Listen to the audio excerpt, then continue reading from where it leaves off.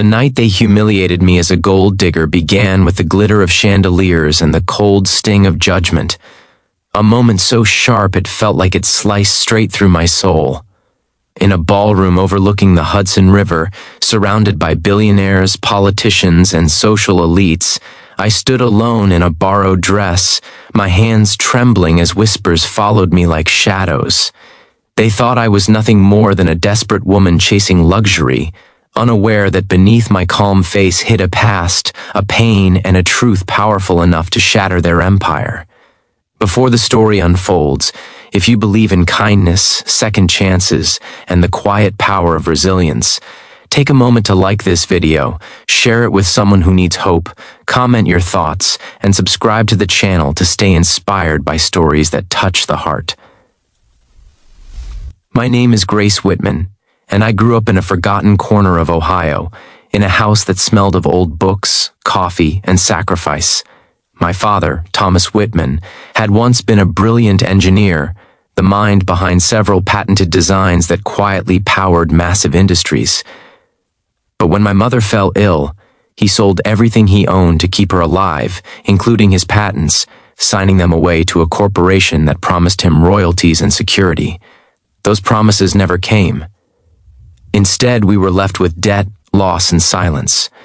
When both my parents passed within a year of each other, I was 22, alone, and carrying grief heavy enough to bend my spine. I took whatever jobs I could find, cleaned offices at night, served coffee by day, and studied business and law whenever exhaustion allowed, driven by a quiet fire to understand the world that had taken everything from us. Years later, I discovered a truth that turned my pain into purpose. The corporation that had purchased my father's patents, Sterling Dynamics, had built its entire empire on his work. Through careful research, sleepless nights, and relentless digging, I uncovered documents proving fraud, manipulation, and stolen intellectual property. But I didn't rush to court. I built myself first. Using my savings and a few trusted investors, I launched a technology startup based on my father's original designs, refined and improved. The company grew rapidly, its products outperforming Sterling Dynamics in every market. Quietly, strategically, I bought shares in their company through shell corporations, slowly gaining influence without revealing my identity. By the time I received an invitation to their annual gala, I already owned a controlling stake in the empire they believed was untouchable. That night, the city glowed beneath the ballroom windows as I stepped inside, surrounded by wealth so loud it felt deafening. Men in tailored suits and women draped in diamonds glanced at me with thin smiles and colder eyes. My presence puzzled them. I wasn't famous, I wasn't from old money, and I wasn't introduced by any powerful name. I was simply a woman standing alone, and to them that meant I was hunting for something. Soon, the whispers began.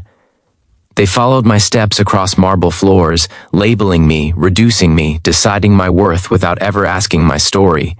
A group near the champagne table laughed just loud enough for me to hear, speculating about which billionaire I had targeted. The words gold digger clung to me like a stain, and though my chest tightened, I lifted my chin and kept walking. As the night unfolded, the humiliation deepened. I was ignored by some, mocked by others, and subtly insulted by those who believed cruelty was sophistication. A senior executive named Andrew Coleman, known for his ruthless ambition, openly questioned my invitation, hinting that I must have charmed my way inside. Laughter rippled through the crowd. Every sound echoed in my ears, awakening memories of the years I spent invisible, struggling and alone. Yet beneath the hurt, something stronger pulsed. Resolve. They saw weakness because they had never learned to recognize quiet power. The turning point came when the host of the evening, Sterling Dynamics CEO Jonathan Reed, stepped onto the stage to announce a major corporate update.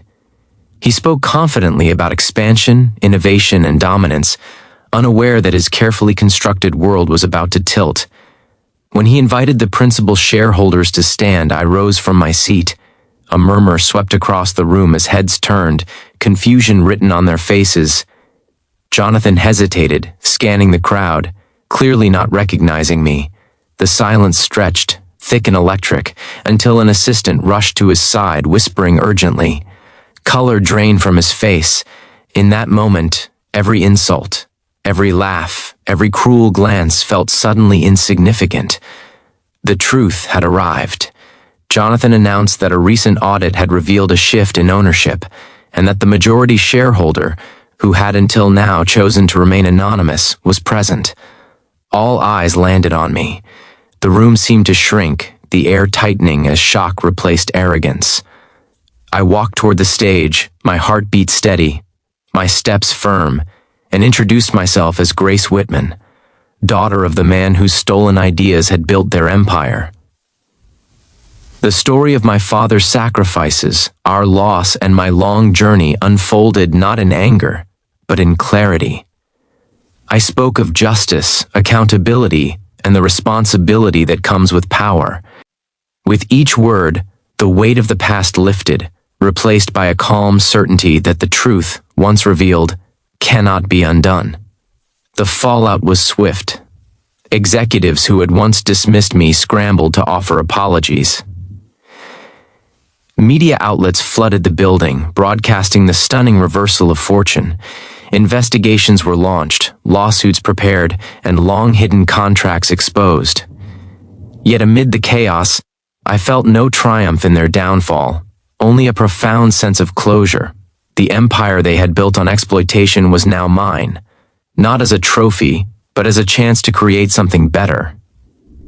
I restructured the company, invested in ethical practices, funded scholarships for underprivileged students, and established research centers to nurture young innovators.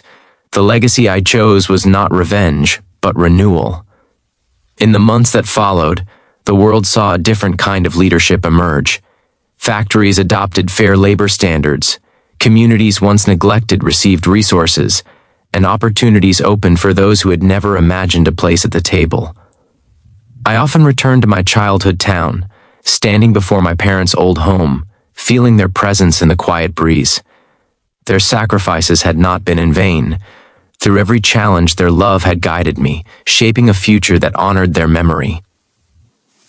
Yet the memory of that night remained etched in my heart, a reminder of how easily people judge and how deeply those judgments can wound. It taught me compassion for anyone standing alone in a crowded room, misunderstood and unseen. It reminded me that strength is often silent, and that the greatest transformations happen far from applause.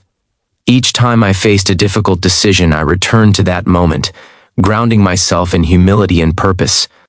As this story draws closer to its end, if it has touched your heart, stirred your emotions, or reminded you of your own hidden strength, please take a moment to like, share, comment, and subscribe.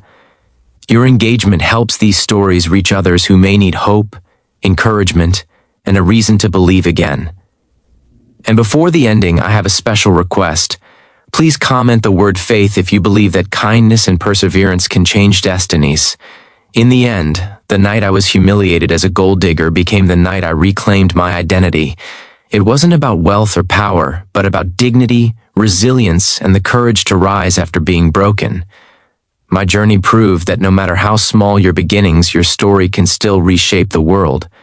In every struggle lies the seed of transformation, and in every heart, the power to forgive, rebuild, and shine. If even one person finds strength in this story, then every painful step along the way was worth it.